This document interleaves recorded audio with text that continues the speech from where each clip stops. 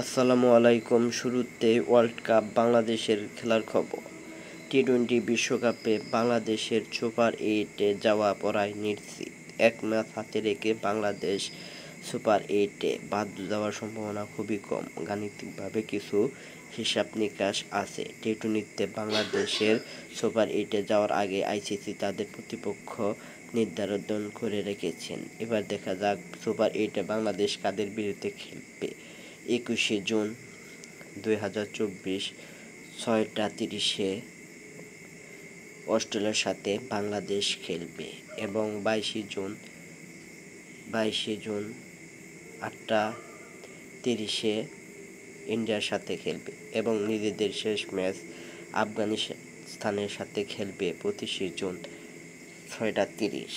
বাংলাদেশকে তাদের 2 দিনের ব্যবধানে 2টি ম্যাচ খেলতে হবে এবং 4 দিনের ব্যবধানে 3টি ম্যাচ খেলতে হবে, যা বাংলাদেশের দলের জন্য দুর্ভাগ্য।